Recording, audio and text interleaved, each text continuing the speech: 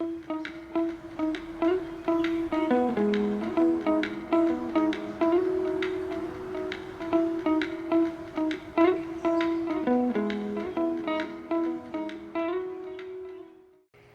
everyone, this is future Ryan coming from editing. I am sick, so pardon my voice, but I just wanted to let you guys know that there are some really heavy topics being talked about in this episode, such as abuse, starvation, death, exploitation, and child trafficking, and all of the themes associated with the Hunger Games book. So I just wanted to let anyone know in case you're uncomfortable, please maybe try a different episode of ours. But yeah, to those of you who want to listen, please enjoy, and we hope you like our channel. Hi guys, welcome back to another episode of Turning Pages. I'm Ryan. And I'm Ocean. And thank you guys so much for joining in on this episode. So today we are reviewing the Hunger Games book, the first book in the original trilogy. And for those of you, sorry, that was my Xbox. For those of you who don't know what the Hunger Games is about, the Hunger Games is, it follows a girl named Katniss who lives in Panem. And Panem is North America, but divided into originally 13 districts, with the capital in the middle. Each district produces a different thing for the capital. So, for example, District 12 has the mines, and they dig up, I think, coal? Mm-hmm. So yeah, every district produces a different material or thing for the capital. And the capital is known to be, like, rich, very confident in themselves population. So President Snow rules over Panem, and each year there's the Hunger Games. And this is because the districts in the past had tried to start a revolution and a rebellion against the capital, and they failed, causing the Hunger Games to happen as punishment every year. The districts are kept poor, and each year a man and a woman who are, what are the ages? From like 12 or something? to 18. 12 to 18. Names are pulled, and from a pool of like the man and the women in each district, and then whoever's name gets pulled goes to the capital and gets pampered, and then competes in the Hunger Games where they have to fight to the death, and the sole survivor is the winner, and will get to go home to the district and not be poor again and have a really nice house and never have to compete in the games again. So this book, and the original trilogy in particular, follows a woman from District 12 named Katniss, and in this book she gets chosen at the reaping, which is the day that they pull the names to compete in the games. She gets chosen, and she has to compete on behalf of District 12 along with Peeta Malark, who was the boy chosen. They have to compete in the Hunger Games, and a lot of things end up happening. They end up playing the star-crossed lovers game, and everyone ends up loving them, and they end up being really strategic with help from their mentor Haymitch, who was one of the previous winners from District 12. And by the way, people from District 12 don't win the games very often, but Katniss and Peeta both survived the games because they outsmarted the game maker.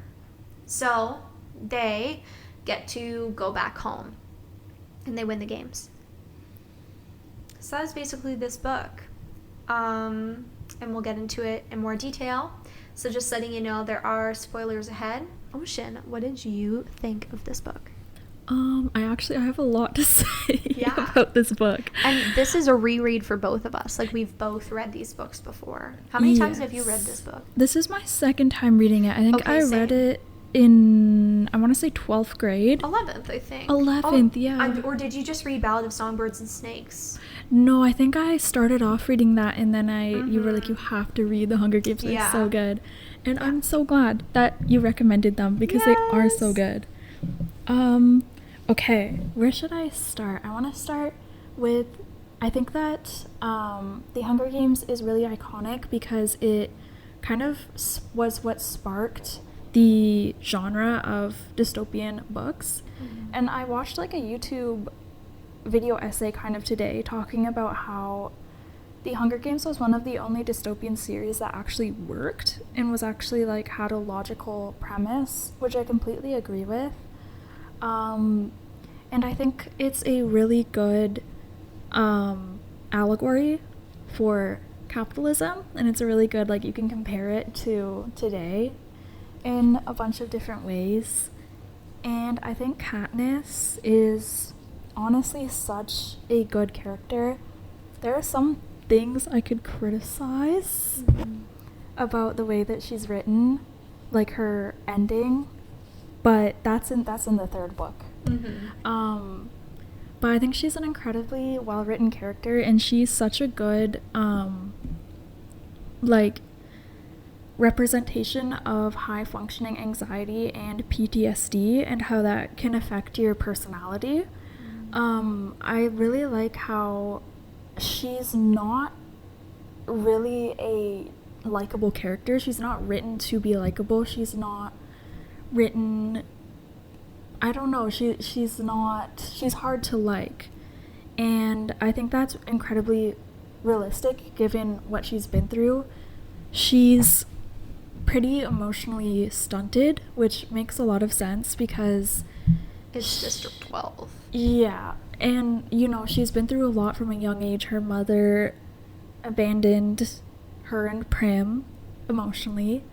Her dad died in front of her from a very young age, and she's kind of had to take care of her family. So she's had to, from a very young age, so her like developmental years were spent like being in survival mode and just trying to take care of her family.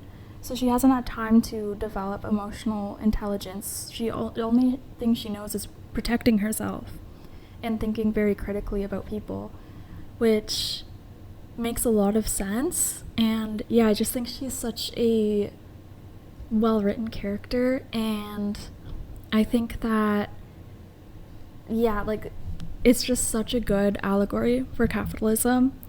And I don't know, like, an example would be in today's world, like, children and the slave trade is the backbone of capitalism. And there's so much propaganda that's given to the Western world about, like, underdeveloped, I'm doing air quotes, countries.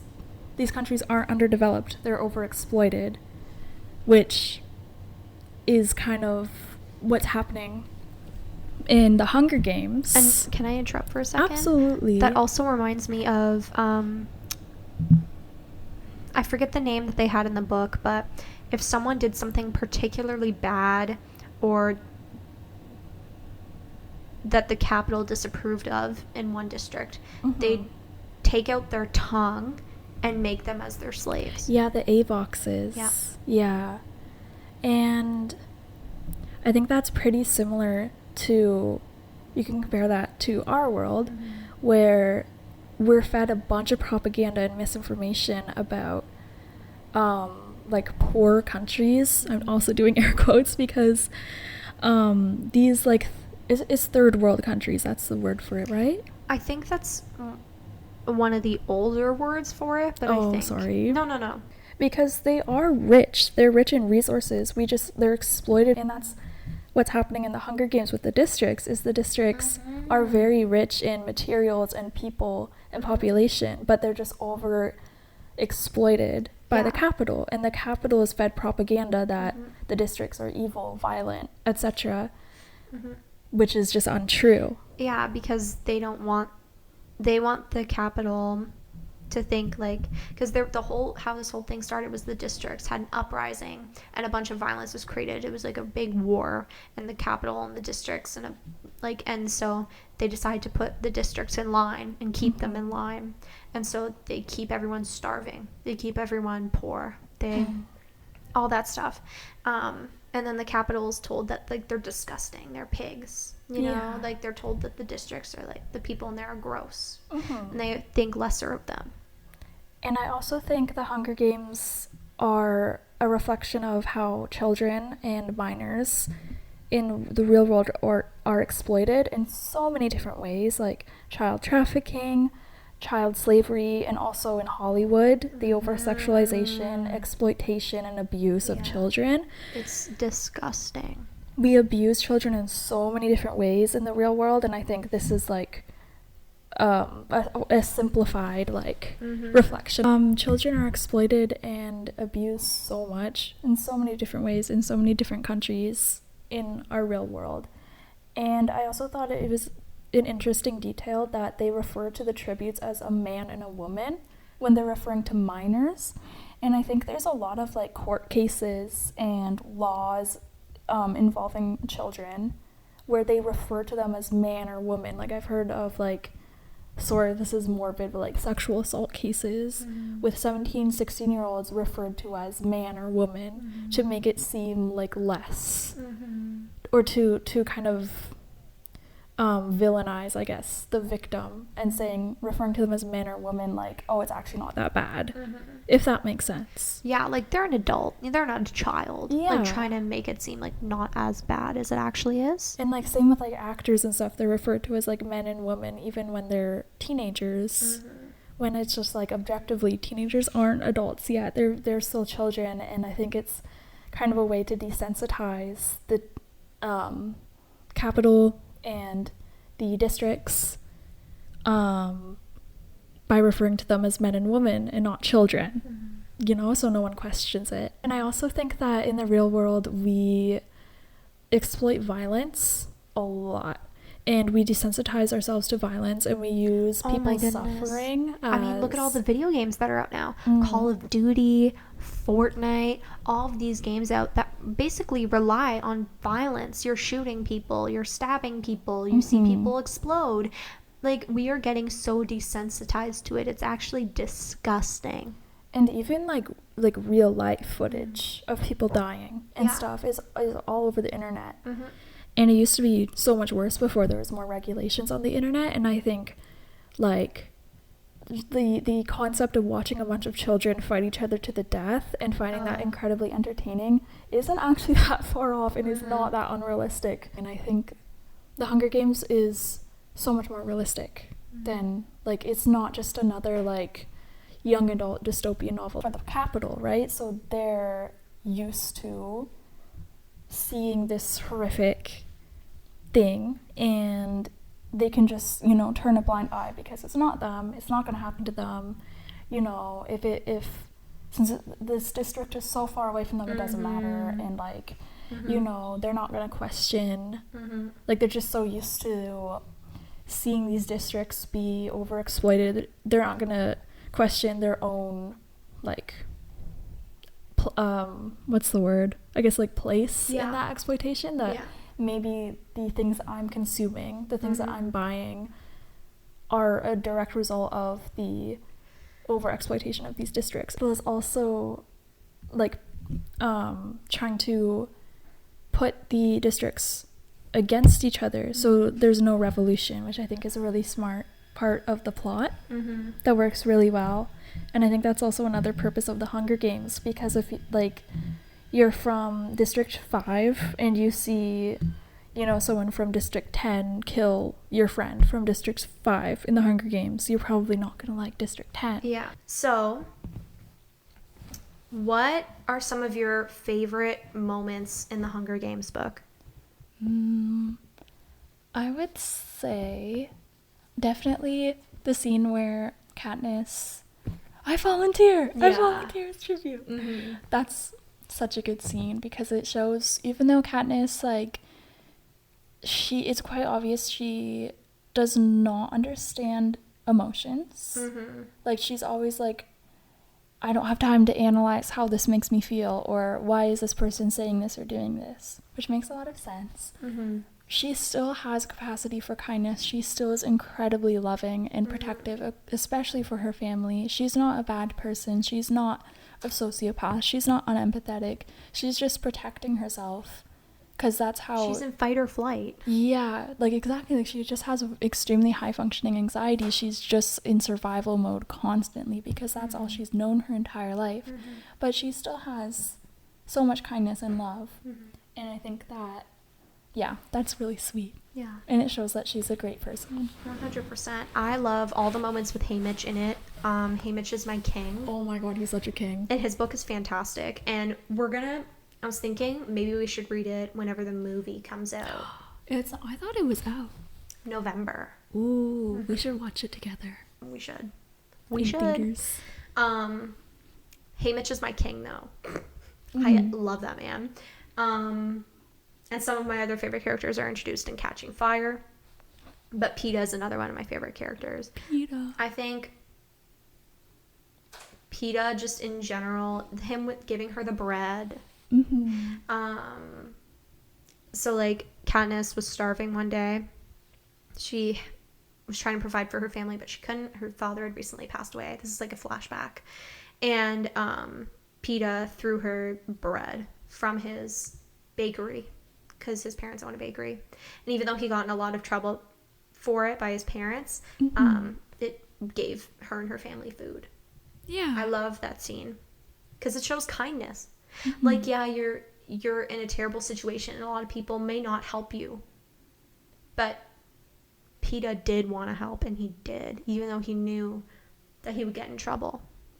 And it shows how Peeta and Katniss are kind of opposites of each other. Peeta, his strength is really empathy, and he's definitely good at surviving, but he's not much of a fighter, which makes sense because He's a lover, yes. not a fighter.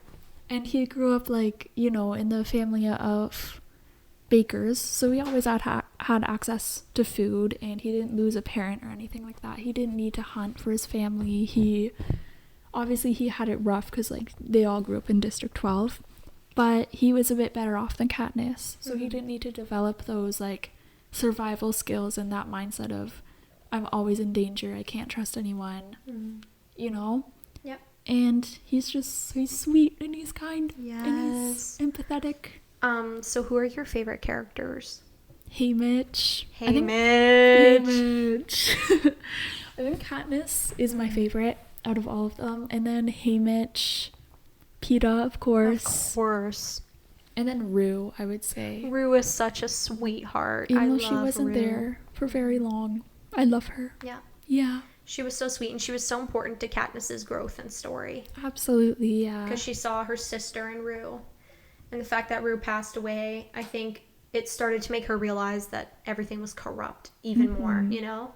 She started to be like, how can young people die because of this? And, like, I think they all knew that it was corrupt, but it's easier to have cognitive dissonance, and, whoa, that's a big word. Look at me, I'm a little Wikipedia. Yes.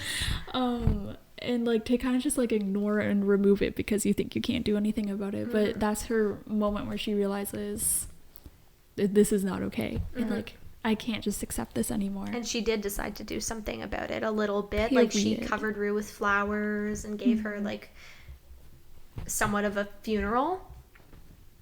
So. Yeah. Yeah. That was a beautiful scene as well. Yeah. I cried. Yeah. So sad. It's so sad. So, what are the characters you hate? Oh, I forgot to mention Cinna. He's amazing. Oh my gosh, me too. Cinna's amazing. I love Cinna. Yeah. He's such a king. And that, like, redheaded girl, the Avox. Yeah. Like, she doesn't have, like, a huge role, but I like her. Yeah. I hate President Snow. And if we burn, you burn with us. I can't wait to talk about Mockingjay. Oh my god. Me too. And I don't hate Effie, and I know, like, she annoys me. And I know she's meant to be annoying. Yeah, because that's how people are in the Capitol. Yeah. But she annoys me. I mean, I do love her, but, like, also sometimes I'm like, oh my goodness gracious. Yeah. Gale. Gale. I hate Gale. You team Peeta or Gale? Team Peeta, absolutely. All the way, I you should. Gale, he's like not that bad yet, but just knowing what he's gonna do, also, I hate like, him. he is kind of bad already. He's always judging Katniss. Right, yeah. And he, like, never understands where she's coming from, when I understand perfectly where she's coming from. Yeah. I feel like she's very misunderstood by the people in the book. I feel like Haymitch understands her the best. What do you mean you're thinking this way? Mm-hmm. And I'm just kind of like, it's also the same with Peeta. Frustrated me a bit at the end of that book because he gets really mad at her for not loving him back. And I understand she did play you and that's not okay. But how do you expect her to know what her feelings are after coming back from the most traumatic experience of her life, being told she has to love you, knowing that you love her, and her not knowing how to process her feelings properly because she's never known that, and now she's forced to come to terms with her feelings. She hasn't made up her mind. She obviously does love you in some capacity, but she doesn't know if it's romantic. You know what I mean? Like, so that's why I got a little bit mad at Peeta whenever he's at the end of the book. He's like, I can't believe you don't love me. Like, of course it must hurt because she was kind of playing him in the arena, but he has to have known that that was the only way they were going to survive, is to act like they were in love. Yeah. And it wasn't pretend on all levels. She definitely has a deep love for him. But I couldn't get behind whenever he was like, I can't believe this, because it's like, now's not the time. You just came back from the Hunger Games. You just came back. Are you expecting her to propose to you? Yeah, literally. Do you know what I mean? That whole part made me so uncomfortable. I felt so bad for Katniss because, like, just, like, picturing myself in that situation, like, having to kiss someone who you... on camera, knowing you're watched by everyone across the world. Who you don't even really... know or like. Like, she thought he was gonna kill her. Yeah. For, like, more than half of the book. Because they're supposed to be enemies in the arena. Yeah, and she was not... I don't think she was in love with him in this book at all. I think she has a love for him in her heart because he did give her the bread. Yeah. Right. And so, basically, to catch you guys up, halfway through the Hunger Games, game that they're in this book, the game maker says there are 2 victors that can win this year, but they have to be from the same district. So Katniss immediately tries to find Peeta, and they do find each other. But Haymitch told them that they have to act in love because then the capital will love them, want them to survive. And you can give people in the games things like medicine, food, water. So Haymitch wants them to get as many gifts as they possibly can. So he's like, play up the love thing. Act like you're in love with each other. So Katniss did that, and she played the role really well. And her and Peeta ended up surviving and being the victors. But Peeta was actually in love with her the whole time. And she didn't know. Yes, because she couldn't, like I said before, like, she lacks, like... She has a hard time looking outside of herself. Because she's always worried about her and her family's survival, right? Like, she hasn't had proper emotional development because she's had to, like, focus on herself and her family her whole life. So she can't understand that Peeta's being genuine. And Peeta doesn't know that Haymitch told Katniss to play up the love thing. So it's, like, miscommunication. He thinks it was real. Yes. So I understand why he was hurt.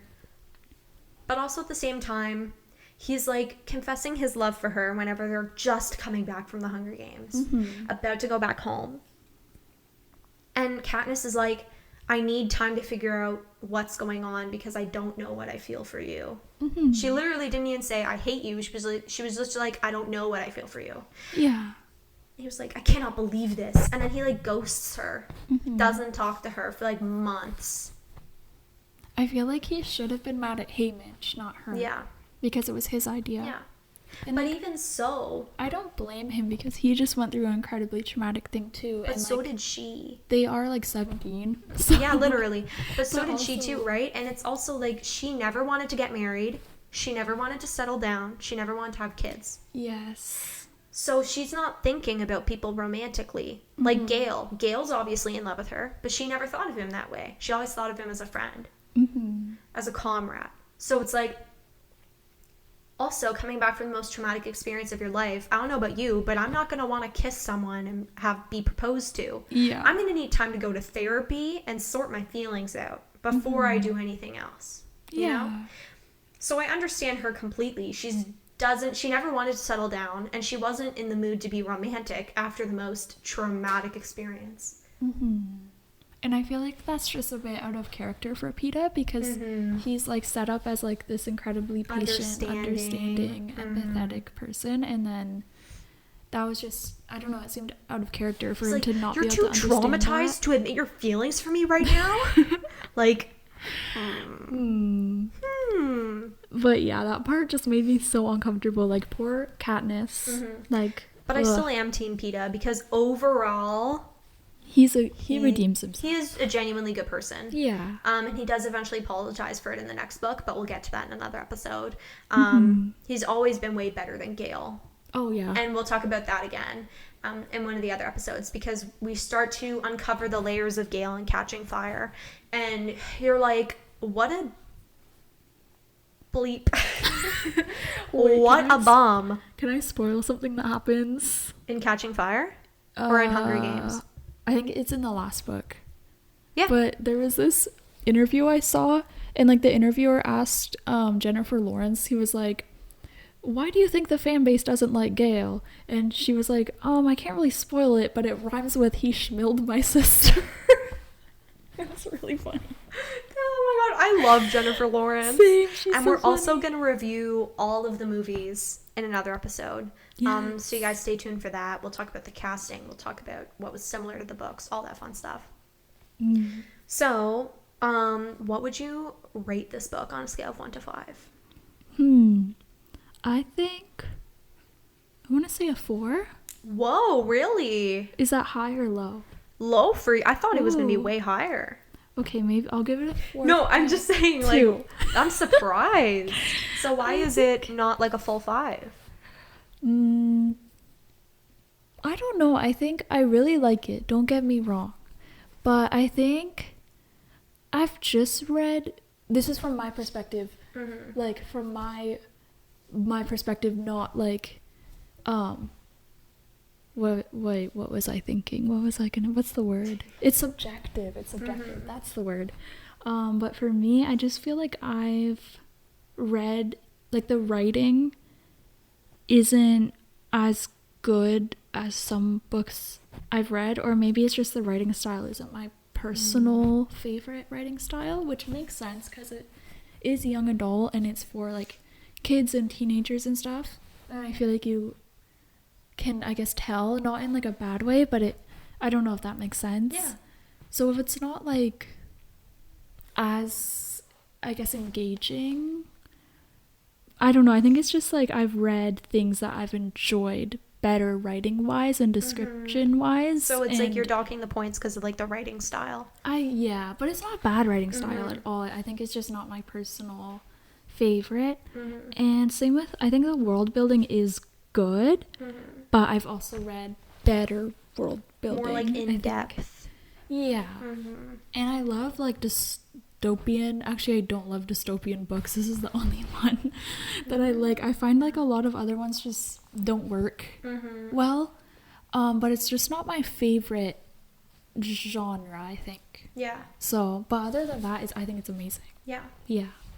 What would you rate it? 5 out of 5. Hell yeah. I listened to it on audiobook this time around. The last time I had read it physically, this time audio. The audiobook was fantastic. I don't know. I just found it very, very good. Yeah. Okay. Well, thank you guys so much for joining us for this episode. If you guys enjoyed, please, if you're on YouTube, like and subscribe. And if you're on Spotify, leave us a rating. Yeah, our next episode, we are going to be talking about Catching Fire, which is the second book in the Hunger Games series. And we'll be going through just the original trilogy for now. But yeah, we hope that you guys enjoyed. That you have a great rest of your night, evening, day, whenever you're listening to this. And that you take care. And yeah, bye. Bye.